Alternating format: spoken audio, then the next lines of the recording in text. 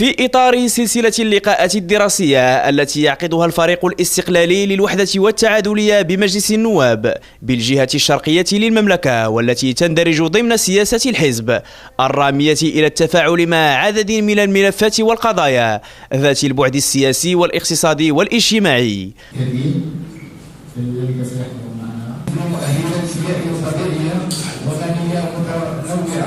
وتكون إمكانيات تطوير الدور السياحي في المنطقة الشرقية منذ هذا التاريخ أن تساهم. نظم الفريق الاستقلالي للوحدة والتعادلية اليوم الخميس بالسعيدية أول لقاءاته الدراسية حول موضوع تقييم المخطط الأزرق، المحطة السياحية للسعيدية نموذجا، وذلك بحضور رئيس الفريق الاستقلالي ووجوه استقلالية بارزة إلى جانب مداخلات مختصين جهويين ومحليين لتقييم المحطة السياحية بالسعيدية.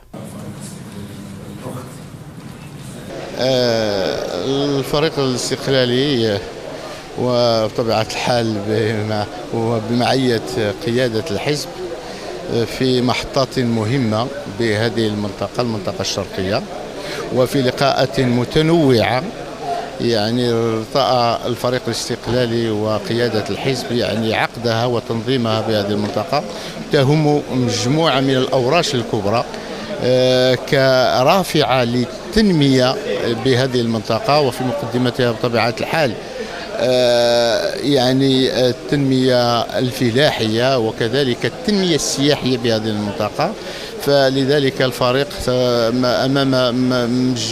أمام موعد اليوم وغدا وبعد غد يعني لدراسة مجموعة من القضايا بشراكة مع رابطة المهندسين الاستقلاليين.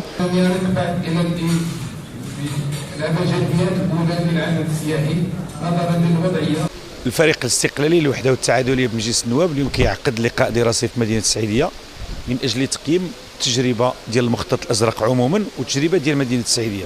السؤال العريض اللي بغينا نحطوه وبغينا الأجوبة عليه من خلال المهنيين اللي كيشتغلوا في الجهة، هذه المحطة ديال السعيدية شنو فادت الساكنة ديال الجهة الشرقية، لا من ناحية ديال التشغيل لا من ناحية ديال دوران العجلة الاقتصادية. واش هاد السياح اللي كيجيو للمحطة السعيدية كتستافد منهم المدن ديال الجهة الشرقية؟ شنو كاين في المحطة السعيدية اليوم؟ كاين عدة أمور اللي خصنا نذكروا فيها، لأنه حنا مثلا في مدينة وجدة ما كنستافدوش من المحطة السعيدية. كاين عدد كبير ديال السياح اللي كيجيو لوجدة اللي كيجيو للسعيدية وما كيجيوش لوجدة.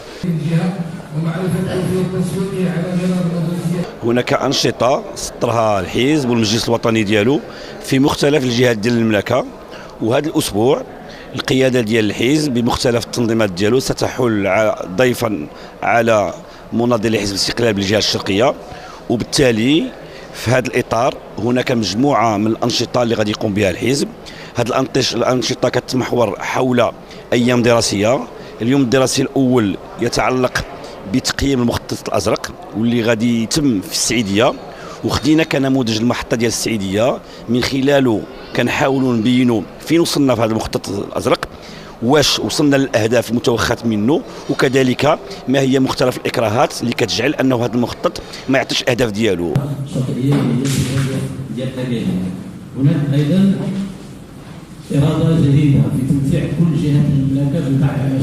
اليوم كانت فرصة للتداول النقاش حول المخطط الأزرق، وخاصة المحطة ديال السعيدية اللي هي أولى المحطات اللي اليوم كتسوق على الصعيد الوطني وعلى الصعيد الدولي. طبعا كان نقاش مركز على مستويين. المستوى الأول كل ما أنجز داخل هذه المحطة، خاصة على المستوى ديال الوحدات الفندقية والوحدات ديال التنشيط، ولكن أيضا كل الأمور المرتبطة بالتسويق والإشهار ديال هذه المحطة.